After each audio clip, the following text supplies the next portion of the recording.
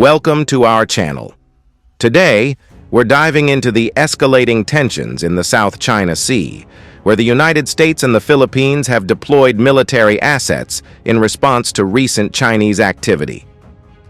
This latest move comes as the Philippines passes new legislation aimed at safeguarding its maritime territory, signaling a pivotal moment in Asia-Pacific security.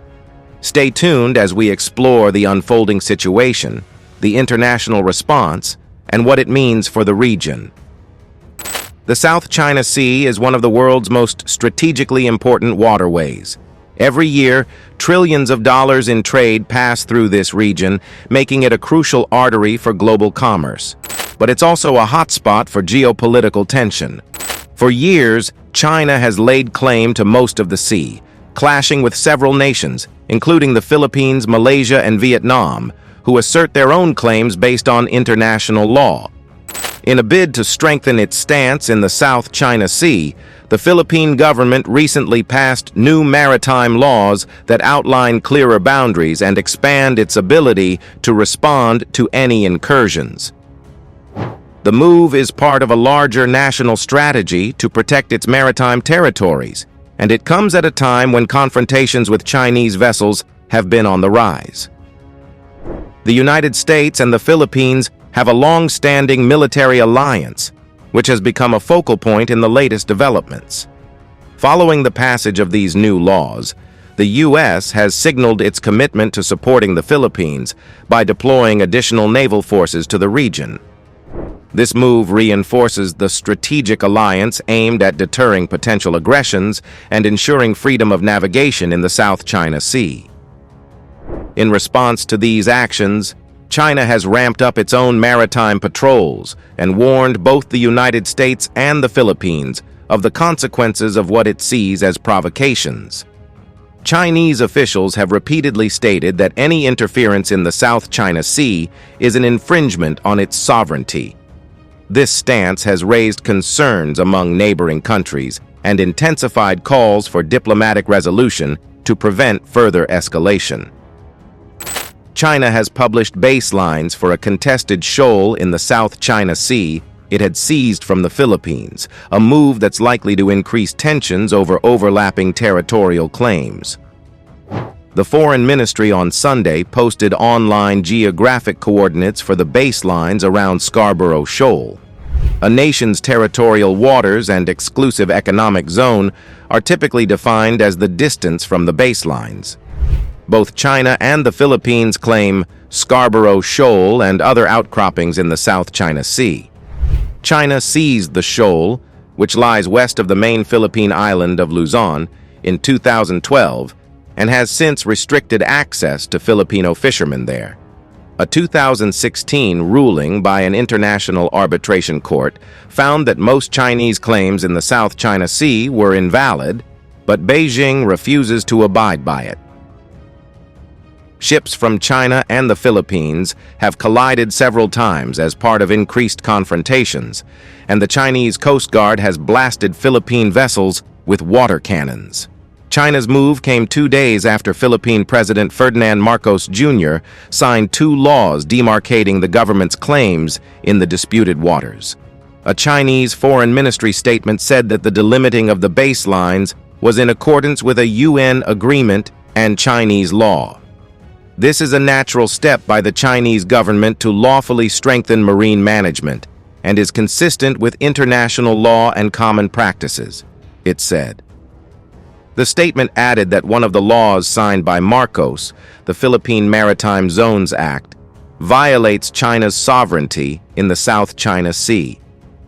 China firmly opposes it and will continue to do everything necessary in accordance with law to firmly defend its territorial sovereignty and maritime rights and interests, the Foreign Ministry said. China stakes claim to almost the entirety of the South China Sea. It has a series of disputes with several Southeast Asian nations, including the Philippines and Vietnam, over territory in the waters, which are part of a key shipping route in Asia.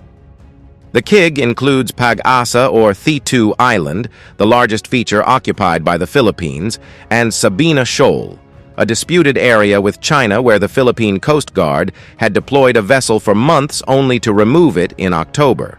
The Maritime Zone's companion law, the Archipelagic Sea Lanes Act, designates nautical highways to run through the two innermost maritime zones, the internal waters and the archipelagic waters.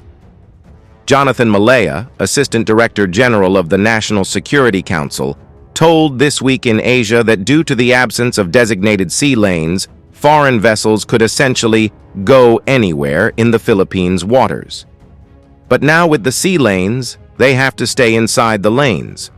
The two laws would take effect 15 days after publication, he said, but much of the actual execution would have to wait for the release of the implementing rules and regulations.